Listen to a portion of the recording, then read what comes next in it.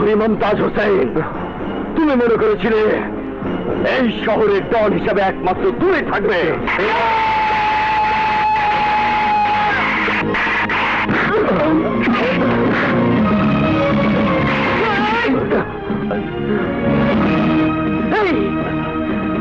খবরদার, তোমরা যদি কেউ নাড়া দেওয়ার চেষ্টা করো তাহলে আমি গুলি করতে বাধ্য হব।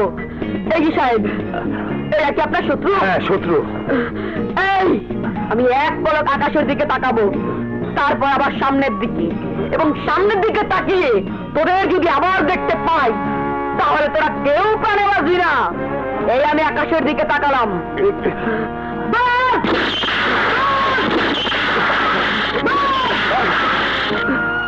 সাহেব, আপনাকে বাঁচাতে প্রয়োজনে আমি আমার জীবন দিয়ে দিতাম। কারণটা জানতে পারি? আমাকে বাঁচাতে কেন তোমার জীবন দিতে? টাকার জন্যে। সামান্য টাকার জন্য তুমি এই বয়সে নিজের জীবন দিতে চাইছো? বলো, কেন তোমার টাকার প্রয়োজন? আমার মায়ের চিকিৎসার জন্য টাকার প্রয়োজন, তাই। কি হয়েছে তোমার মায়ের? কোথায় সে? ঘটনা বলতে অনেক সময়ের প্রয়োজন। আমার মা বর্তমানে জেনারেল হাসপাতালে আছে।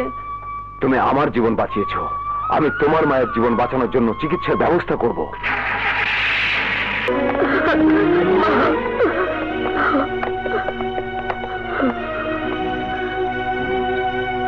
ডাক্তার সাহেব, বাহাদুরের মা আমার রোগী, তার চিকিৎসার জন্য যা যা প্রয়োজন আপনি সব ব্যবস্থা করবেন। জি। এখানে 2 লক্ষ টাকা রেখে গেলাম, যখন যা প্রয়োজন খরচ করবেন। টাকা যদি আরো দরকার হয় আমাকে ফোন করবেন, কিন্তু রোগীর চিকিৎসায় যেন কোনো অবহেলা না হয়। আপনি কোনো চিন্তা করবেন না, এ তো আমার কর্তব্য। বাহাদুর, তুমি তোমার মায়ের সঙ্গে থাকো, আমি যথাসময়ে চলে আসবো। ওকে? জি আচ্ছা।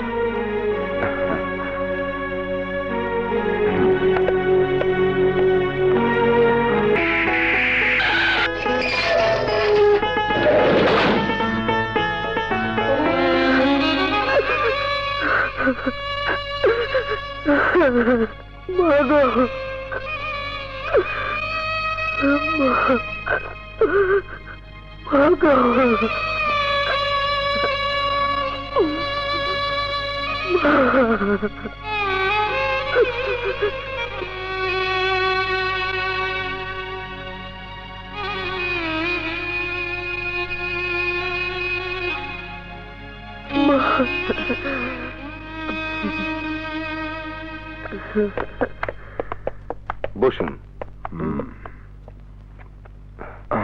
চৌধুরী সাহেব, আপনার পেশেন্ট এখন সম্পূর্ণ সুস্থ। আচ্ছা, ওনাকে বাসায় নিয়ে যেতে পারেন। কিন্তু অসুবিধা শুধু একটাই। কি অসুবিধা ডাক্তার সাহেব?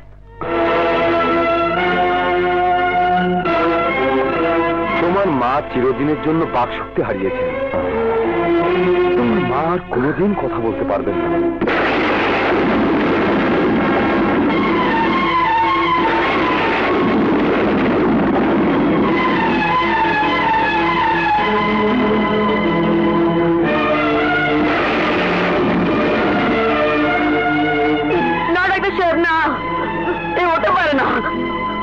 আমার মায়ের যখন বন্ধ হতে পারে না, আমার মা কথা বলবে, আমাকে বাহাদুর করে রাখবে।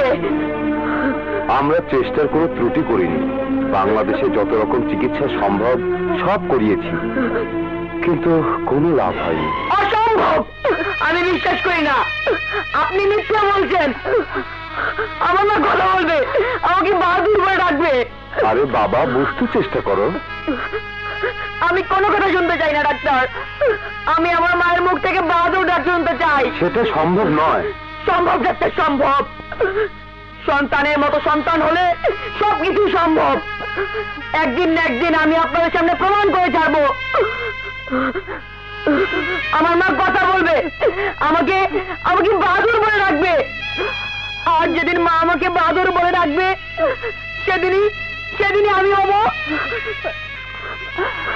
আমার মায়ের বাবুর সন্তান।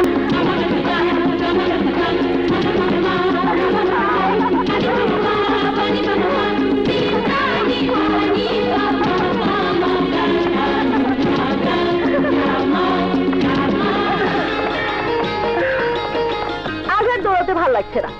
চল সাঁতার কাটি। তোর সাথে সাঁতার কাটতে আমার ভালো লাগে না। কেন? আমি আবার কি করলাম? তোর সাথে পরপর 3 দিন হেরে গেছি। হেরে গেলে আমার নাস্তা আমি খেতে পারি না, তোর নাস্তা খেতে হয়। তবে তো ছোটবেলা থেকে অভ্যাস, যেদিন তুই হেরে যাবি সেদিন আমার নাস্তা খেতে, যেদিন আমি হেরে যাবো সেদিন তোদের বাড়ি নাস্তা খাবো। তাতে অসুবিধা কোথায়? মা বাবা বলেন খন্দকার বংশের নাস্তা একটা সুনাম আছে, সারা এলাকার লোকটা জানে। আর তুই কিনা আমাকে সাঁতারে হারিয়ে দিস, আমাকে নাস্তা খেতে দিস না, আমার নাস্তা 4টা নিজের খাইয়ে দিস। মির্জাবাড়ির নাস্তার কি কোনো সুনাম নেই? অবশ্যই আছে। তোর বাবা মানে আমার বাবার বন্ধু খন্দকার সাহেব, সে তো প্রতিদিন আমাদের বাড়িতে এসে নাস্তা করেন। তোর বাবা মানে মির্জা আঙ্কেল প্রতি রাতে আমাদের সাথে ডিনার করেন। থাক এসব কথা, সকালবেলায় ঝগড়া, না জানি দিনটা কেমন যায়। ওকে চল চল সাঁতার চল।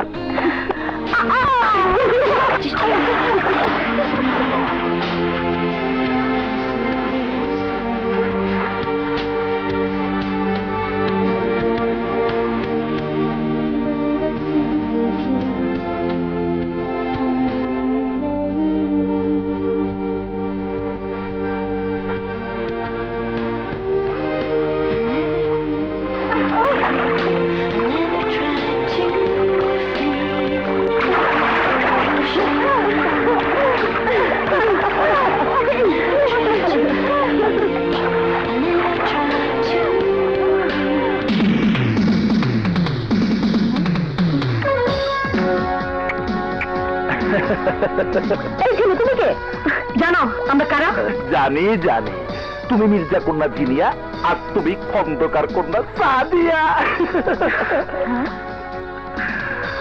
আমি হলাম কাজী শফিকুল ইসলাম ওরফে শানু কাজী। তোমাদের দুজনকে একত্রে বিয়ে করবো বলে বিয়ের শাড়ি, গহনা, পাত্র, বাদক দল সব নিয়ে এসেছি। হ্যাঁ, শুধু কাজী সাহেব জানিনি। আমি যেহেতু কাজী বংশের ছেলে, সেহেতু আমাদের বিয়েতে কাজীর দরকার হয় না, তাই তোমাদের চিন্তার কোনো কারণ নেই। আরে জলদি উপরে এসে শাড়ি গহনা সব পরে নাও, বিবাহ উৎসব শুরু হবে। এই তোরা বাজনা বাজা, বিয়ের বাজনা বাজা।